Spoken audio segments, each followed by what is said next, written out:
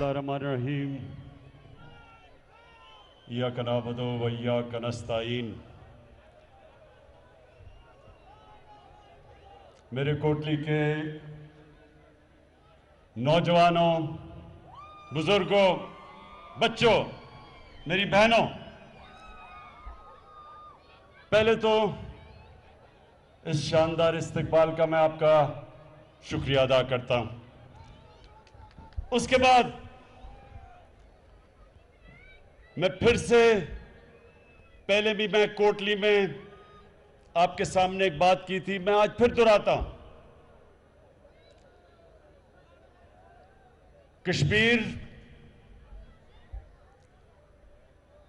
कश्मीर के लोग वो जो 150 साल से अपनी आजादी की जंग लड़ रहे हैं, पहले डोगरा राज के खिलाफ और उसके बाद 73 सालों से हिंदुस्तान से वो मुतालबा कर रहे हैं जो इंटरनेशनल कम्युनिटी ने यूनाइटेड नेशंस के जरिए सिक्योरिटी काउंसिल की रेजोल्यूशन पास की कि कश्मीर के लोगों खुद फैसला करेंगे कि क्या वो हिंदुस्तान के साथ रहना चाहते हैं या पाकिस्तान के साथ रहना चाहते हैं। तो मैंने कोटली में पहले कहा कि इंशाअल्लाह जब अल्लाह आपको ये आपका हक देगा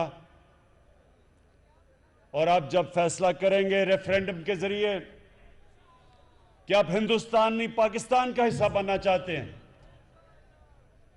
तो उसके बाद मेरी हुकूमत आपको एक और हक देगी कि रेफरेंडम के जरिए आप फैसला करें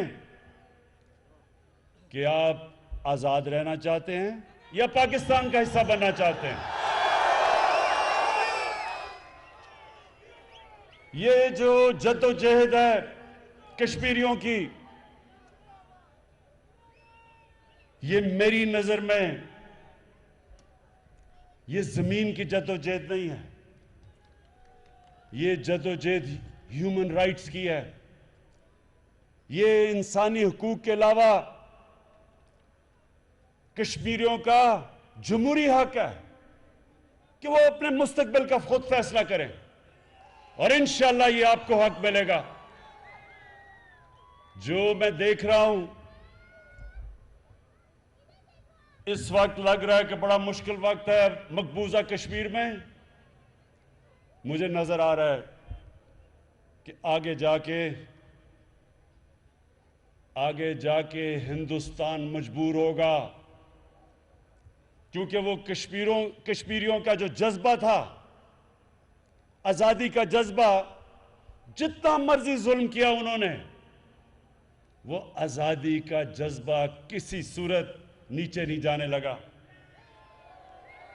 और इसलिए मेरा ये ईमान है कि कश्मीरी उधर जद्दोजहद कर रहे हैं, इधर पाकिस्तान और कश्मीरियों का सफीर जो आपके सामने खड़ा है, इधर मैं जद्दोजहद करूंगा आपके लिए।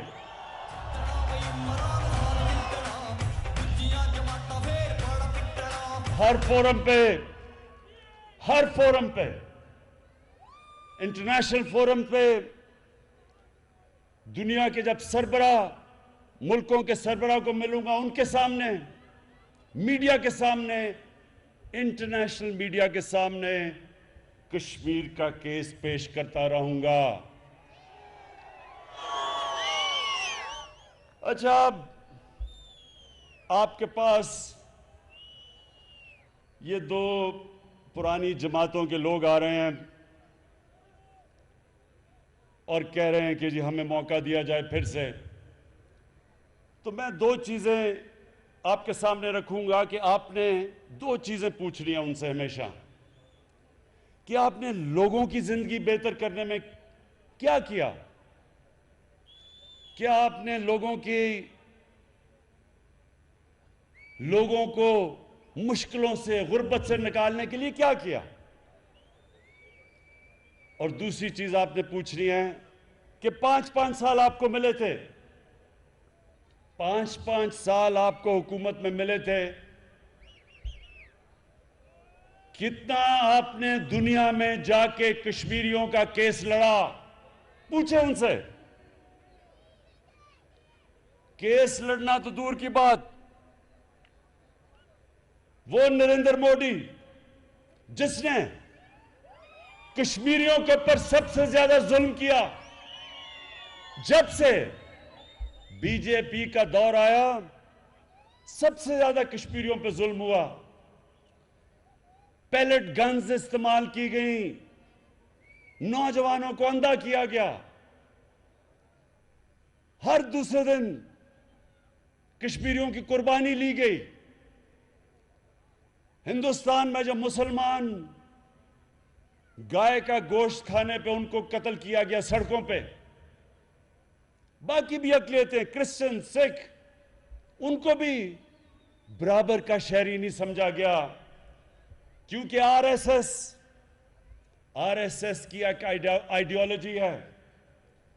وہ سمجھتے ہیں جو آئیڈیالوجی جو ہندوتا، وہ سمجھتے ہیں کہ باقی شہری، جو باقی اقلیتیں، باقی دین، وہ ان کے برابر کے نہیں ہیں۔ ان کی جو آئیڈیالوجی، یہ انہوں نے کس سے لی؟ نازی جرمنی میں 100 سال پہلے انہوں نے ان سے لی، جبکہ جرمن سمجھتے تھے کہ ہم کوئی خاص نسل ہیں اور باقی ہمارے برابر کے لوگ نہیں۔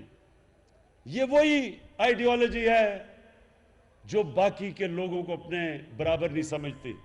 تو میں اب سوال پوچھتا ہوں کہ کتنی دفعہ اسد زرداری یا نواز شریف نے آر ایس ایس کا نام لیا؟ کتنی دفعہ مذمت کی جو مسلمانوں سے ہندوستان میں ہو رہا ہے؟ اور کتنی دفعہ انہوں نے انٹرنیشنل فورم پہ یہ آر ایس ایس کے نظریے جو کشمیریوں کو کچل رہا تھا، کتنی دفعہ انہوں نے اس کے خلاف اپنی آواز اٹھائی؟ کیوں نہیں اٹھائی؟ آواز اٹھانے تو دور کی بات ہے، اس کی منتیں کر کے نریندر مودی کو شادی پہ بلایا گیا اپنی، اور پھر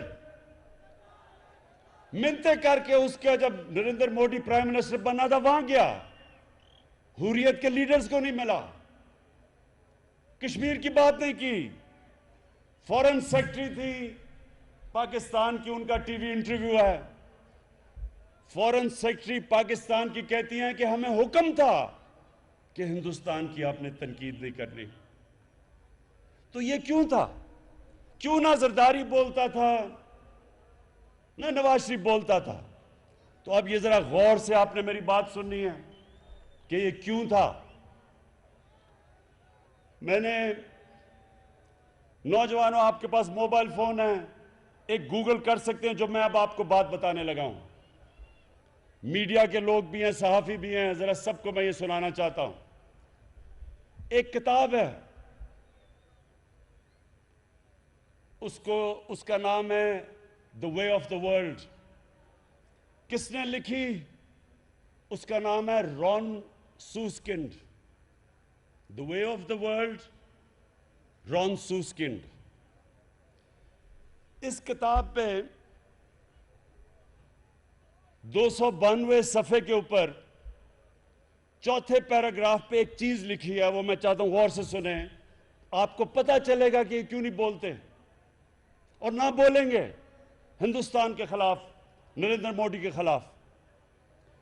اس میں وہ لکھتا ہے، یہ ذرا غور سے سنیں آپ بات، کہ بے نظیر بھٹو، یہ 2007 کی بات ہے، وہ اپنے بیٹے کو ٹیلی فون پہ بتا رہی ہیں کہ کتنے پیسہ ان کے کتنے بینکوں میں، جو باہر بینک ہیں ان میں پیسہ پڑا ہوا ہے، ان کو نوٹ کروا رہی ہیں اپنے بیٹے کو، بلاول کو، کہ ان بینکوں میں ہمارے باہر پیسے پڑے ہوئے ہیں، اور یہ کون ریکارڈ کر رہا ہے؟ یہ باہر کی ایجنسیز کر رہی ہیں، اور پھر وہی ایجنسیز اس کو سامنے رکھتے ہوئے اسی کتاب میں آگے ہے کہ وہ بے نظیر بھٹو اور جنرل مشرف کا سمجھوتا کرواتے ہیں، جو جنرل مشرف نے این آر او دیا۔ اس سے آپ کو کیا چیز پتہ چلتی ہے کہ اگر کسی بھی پولیٹیشین کا پیسہ، چوری کا پیسہ ملک سے باہر پڑا ہو تو یہ سارے جو باہر کے مغرب کے ملک ہیں ان کو پتہ ہوتا ہے، اور وہ اس علم سے کہ ان کو پتہ ہے پیسہ کدھر ہے، وہ کنٹرول کرتے ہیں آپ کو، اور اسی کتاب میں بعد میں لکھتے ہیں کہ کیونکہ ان کو پتا تھا کہ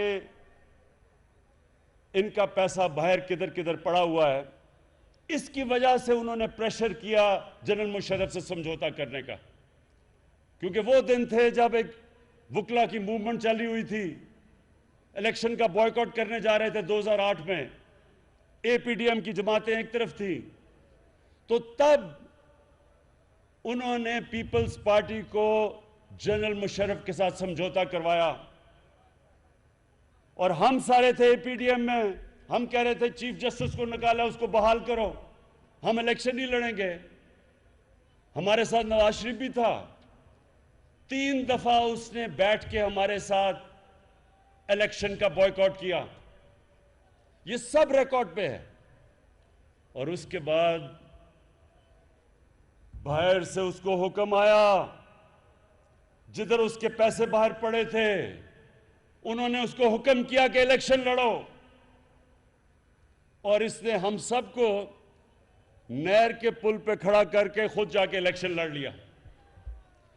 تو اس سے کوٹلی کے باشعور لوگوں سمجھنے کی بات ہے، آپ کے کتنے لوگ باہر مینچسٹر، انگلینڈ، میں کشمیری وہاں سے ملتا ہوں جو کوٹلی سے آئے ہوئے ہیں، وہ سب سمجھتے ہیں ان چیزوں کو کہ اگر آپ کی چوری کی ہوئی جائیداد باہر کے ملکوں میں پڑی ہے، ان کو سب پتہ ہوتا ہے اور وہ اس کے ذریعے کنٹرول کرتے ہیں۔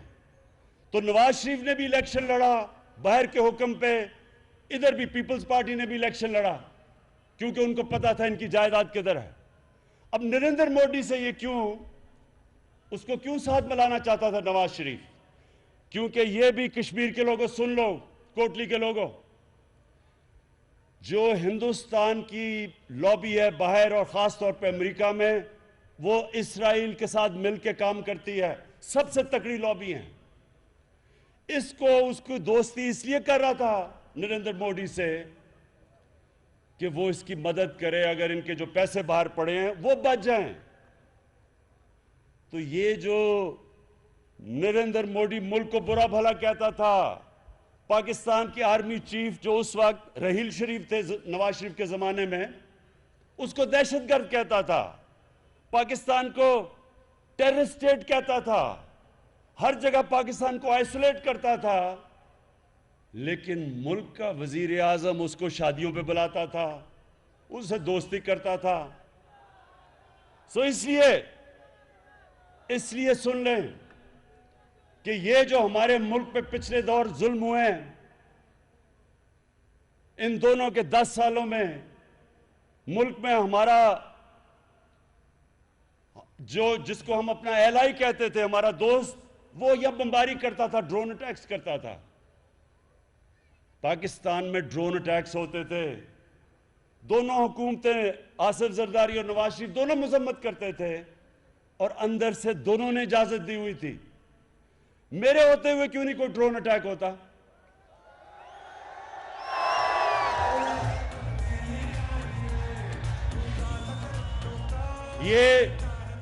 یہ کوٹلی کے لوگوں، یہ امریکہ کا قصور نہیں ہے، امریکہ کو برا بھلا نہیں کہنا چاہیے، ہمارے اپنے لوگوں نے اجازت دی ہوئی تھی اپنے لوگوں پہ بمباری کرنے کی۔ اور منافقت، پبلک میں مذمت اور ان کو اجازت دے رہے ہیں. ایک اور کتاب ہے, یہ بھی نوجوانوں یہ بھی نوٹ کر لو, ایک کتاب ہے اوباماز وار, بڑے صحافی نے لکھی ہوئی ہے, اس کا نام ہے باب ووڈورڈ. اس کتاب میں کیا لکھا ہوا ہے کہ زرداری بات کر رہے ہیں امریکی جنرل سے, وہ امریکی جنرل تاثر دے رہا ہے کہ جناب ڈرون اٹیک سے آپ کے بے قصور لوگ بھی مر جاتے ہیں. تو اس کتاب کے اندر زرداری کا جواب ہے کہ کولیٹرل ڈیمیج سے مجھے فرق نہیں پڑتا. یعنی کہ کولیٹرل ڈیمیج کا مطلب کہ اگر آپ کی بمباری سے ہمارے بے قصور عورتیں مرد بچے مر جاتے ہیں مجھے نہیں فرق پڑتا. یہ اس کتاب میں لکھا ہوا ہے. یہ کیوں ہے؟ کیونکہ ان کی وفاداری اس ملک سے نہیں ہے, اپنے پیسے سے ہے جو باہر پڑا ہے, اور اس لیے یہ کشمیر کی بات نہ کریں گے, نہ کری ہے. ابھی فلسطینیوں پہ ظلم ہوا, اسرائیل نے ظلم کیا, آپ نے دیکھا ہوگا ٹی وی پہ, گھر گرا دیے ان کے, بچے مر گئے, پتہ نہیں کتنے. کیا کبھی زرداری اور نواز شریف کے منہ سے تنقید سنی ہے اسرائیل کی؟ ایک سٹیٹمنٹ بتائیں, سنی ہے؟ جس طرح کبھی آر ایس ایس کا یہ نام نہیں لیں گے, یہ کبھی تنقید نہیں کریں گے, اس لیے کہ جب آپ کا کرپشن کا پیسہ باہر ملک میں پڑا ہو, آپ اس پیسے کے غلام بن جاتے ہیں, آپ قوم کے مفادات کے لیے نہیں کھڑے ہو سکتے. اور کوٹلی کے لوگوں, دوسری چیز آپ نے یہ پوچھنا ہے کہ آپ کے ہوتے ہوئے غربت کم ہوئی کشمیر میں, آزاد کشمیر میں ہوئی کم؟ کیا آپ نے لوگوں کے غریب طبقوں کے لیے کچھ کیا؟ میں آج آپ کو کہہ رہا ہوں کہ ہمارے 2 پروگرام آ رہے ہیں, ایک ہے کامیاب پاکستان اور دوسرا ہے احساس. پاکستان کی تاریخ میں سب سے زیادہ پیسہ خرچ کیا جائے گا صرف اپنے غریب نچلے کمزور طبقوں کو اوپر اٹھانے کے لیے. کامیاب پاکستان میں ایک خاندان جو 40% نیچے خاندان ہے, اس کو سود کے بغیر قرضہ, ایک فرد کو, تاکہ وہ اپنی دکان کر سکے, اپنی ذمہ داری کر سکے, اس کو سود کے بغیر قرضہ. دوسرا, اس خاندان کو ہمارا نیا پاکستان ہاؤسنگ ہے, اس میں ہم مائکرو فائنانس کے ذریعے بالکل سستے قرضے دیں گے تاکہ وہ اپنا گھر بنا سکیں. یہ پہلی دفعہ پاکستان میں ہوگا. تیسری چیز کہ وہ ایک گھر کے اندر ایک فرد کو ٹیکنیکل ایجوکیشن دیں گے تاکہ وہ اپنی کوئی نوکری اور ہنر سیکھ سکے. آج کل کمپیوٹر ایج ہے, بڑے آسانی سے انفارمیشن ٹیکنالوجی کے اندر اگر ٹریننگ مل جائے تو وہ بڑے آسانی سے پیسے کما سکتے ہیں. اور پھر ہیلتھ کارڈ, ہر نچلے خاندان کو ہیلتھ کارڈ ملے گا, 10 لاکھ روپیہ, کسی بھی ہسپتال میں جا کے اگر کوئی بیمار ہو علاج کروا سکتا ہے. اور پھر احساس پروگرام دسمبر میں شروع ہو رہا ہے, نچلے 40% خاندانوں کے لیے جو مہنگائی آئی ہے دنیا میں اس وقت 40% کھانے پینے کی چیزیں مہنگی ہوئی ہیں جب سے یہ کرونا ہوا ہے. تو اس کے لیے ہم 40% نیچے خاندانوں کے کھانے پینے کی چیزیں, گھی, دال, چینی, آٹا, اس کے لیے ڈائریکٹ سبسڈی دیں گے ان کو تاکہ ان کو سب سے سستی کھانے پینے کی چیزیں ملیں.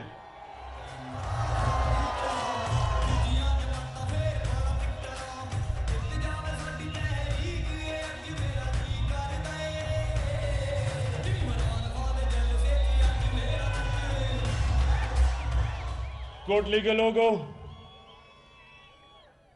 پرسوں آپ نے ووٹ اپنی دینی ہے. یہ سمجھیں کہ اس ووٹ سے آپ نے اپنا مستقبل بدلنا ہے, کیونکہ صرف یہی نہیں کہ میں نے جو دو چیزیں آپ کو بتائیں کہ ایک تو سارے کشمیریوں کا اس وقت جو مقبوضہ کشمیر میں جس طرح دلیری سے جد و جہد کر رہے ہیں ہمارے نوجوان، ایک تو ہمارا سارا دل ان کے ساتھ ہے، دعائیں ان کے ساتھ ہیں، اور کیس انشاءاللہ میں ان کا لڑوں گا، لیکن دوسری کہ ہم نے اپنے ملک میں لوگوں کو غربت سے نکالنا ہے، جس طرح چائنا نے اپنے ملک میں لوگوں کو غربت سے نکالا پچھلے 30 سال میں۔ اور اس کے بعد جو میں نے کشمیر میں دیکھا ہے، ہم نے جب پختونخوا کے 5 سال 2013 اور 2018 کے بیچ میں جب وہ صوبے میں سب سے تیزی سے غربت کم ہوئی تھی پختونخوا میں، اس ایک وجہ یہ تھی کہ ہم نے وہاں ٹورزم بہت تیزی سے بڑھائی، 5 سالوں میں ٹورزم دگنی سے تگنی کر دی پختونخوا میں۔ اسی طرح آزاد کشمیر، یہ ایک اللہ نے آپ کو خوبصورت ترین علاقہ دیا ہے، اب اس کے اوپر ہم انشاءاللہ ٹورزم پہ زور لگائیں گے، اور اس کی وجہ سے انشاءاللہ آپ کے نوجوانوں کو باہر نوکریاں ڈھونڈنے نہیں جانا پڑے گا۔